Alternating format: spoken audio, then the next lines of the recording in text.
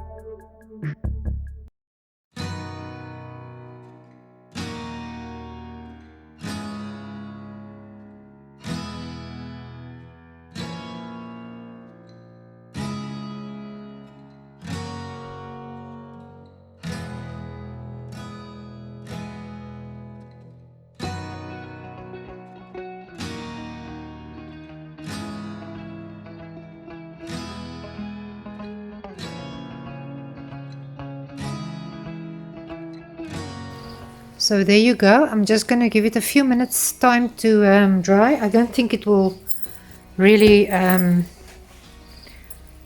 do anything else because it's paper.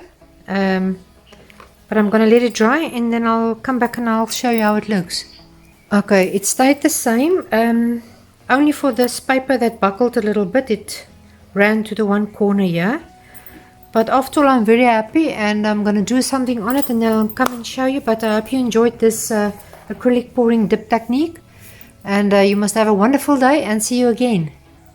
Oh yeah, before I forget, if you liked it, please like and subscribe and hit that bell if you liked my videos, and I will try my best to show something every time that you can learn from.